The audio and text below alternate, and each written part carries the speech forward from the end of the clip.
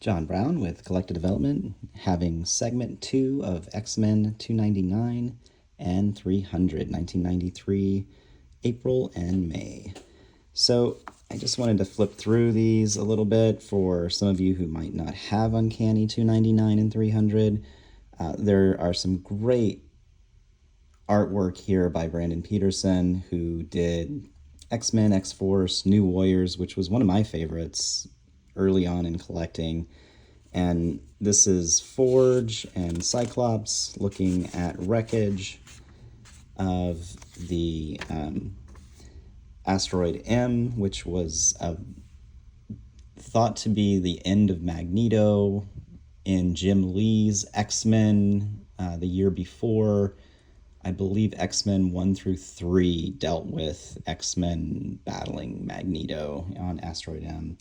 And this is believed to be wreckage from Asteroid M. And as you can see, the splash page is just really nicely done. The inking is really nicely done.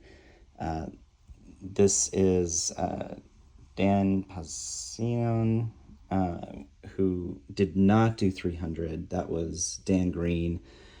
But the line work and the inking is really nicely done. The coloring is great. Kind of surprised he didn't do more titles. I looked him up and he didn't seem to do much since the 2000s, but correct me if I'm wrong. This is another, almost full splash page here of Magneto's armor. So at this point, they think Magneto is missing. And I'm not going to really give too much of the story away, but I do want to just flip through really quickly and show you some of the art and how the artists were developing the look of the X-Men at the early 90s and how they were very apropos for the time. Warren Worthington had the long hair, kind of like some of the bands at that time. But what's really gold in 299 is the conversation that Xavier and Senator Kelly have about mutant relationships. Obviously, if you know X-Men at all, you know it's about equal rights, it's about civil rights, and that's what the basis of using teenagers as an allegory for acceptance by adults was the way they addressed that. And this conversation in the first issue of X-Men I ever got was very influential in realizing that comics were very they weren't as superficial as people thought they were. The writing was just so well orchestrated in this entire issue that you just couldn't deny the literary prowess of comic books. And I thought that was just a wonderful thing to share. And unfortunately here you have Ileana, who is getting a little sick and they don't know why. And then unfortunately everyone finds out in 304 why. She has the legacy virus, and that's one of the stories that's overlaid in this story that's set up for 300. But basically the legacy virus was set up through Sinister and Strife to affect humans, but it ended up affecting mutants. And that was an allegory for AIDS, which was a very big conversation and topic in the early 90s. Probably still should be, but people seem to want to just not admit that that was a thing, and it's still going on. There's some comic relief by Beast, who is awesome in this, and it has some lightheartedness about the other X-Men. Watching Beast just make one of the interviewers in the show just a laughing stock, and really helped with the gravitas of the rest of the story. And that led to X-Men 300.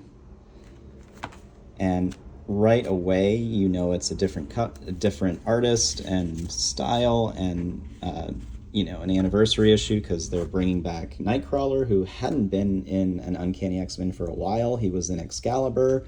They brought him back for this issue, and right away you see the artwork with the thick ink and then the light line ink in the backdrop to really pop the character who was teleporting, obviously Nightcrawler. But this was John Romita Jr. I would consider at one of his peaks because he, in his early 175 to I think 185 run, he still had a very Marvel artistic look. And this was when he was working with Miller doing Daredevil, Man Without Fear. I think he got influenced by Miller a lot, and his blockiness and line art really changed a little bit here from his earlier work. You could see here very Ronin-esque from like the Miller series. But I really enjoyed this, especially because it was so different than what McFarlane and Lee were doing. And it was nice as a difference compared to those other really super popular artists that were going around in the early 90s. But you can see here, this splash page is just lovely, wonderfully composed. The other thing that I don't think Romita Jr. gets enough credit for is his sequencing and how the story sequenced through the panels. You really don't have a chopped up panel where you really have to jump from action to action or fill in the information. I'm not going to go through all this. I don't want to necessarily ruin it. I just want to show the major, splash pages and really well done paneling that he does. And again, it's just a really great story. Really define the art of the X-Men of the 90s. This is Bishop and Archangel. You get these glimpses of Games Master, who was a very powerful mutant, but they didn't really flesh him out, I don't think, until Grant Morrison in like 2001 or so. And even then, it wasn't what it maybe could have been. But here you have Wolverine in the Rain. It's just such a great, iconic look of Wolverine with his new 90s outfit from the orange and dark burnt yellow. And it just well worth the price on the newsstand. Here you see Jean Grey using her power, and he really represented it in a different way, I believe, than most artists did at the time or ever. And I think panels like this really influenced other artists to show her power being projected in that like almost crosshair circular pattern.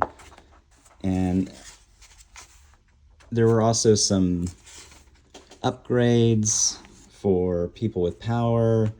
You had Bishop fighting Cortez, and I think, did I miss it? I'm not sure, but let's see. At one point, you have Iceman upgrading his power, and then you have a finale of Cortez and Wolverine against each other, and you can probably tell from this shot who wins, but it really has a great action cinematic story, and then it has an epilogue about the Acolytes and how they were fighting amongst themselves and trying to gain power in the vacuum that was when Magneto was gone. And then you have Peter with Ileana, who keeps getting sicker and sicker. And that will do it. Thank you.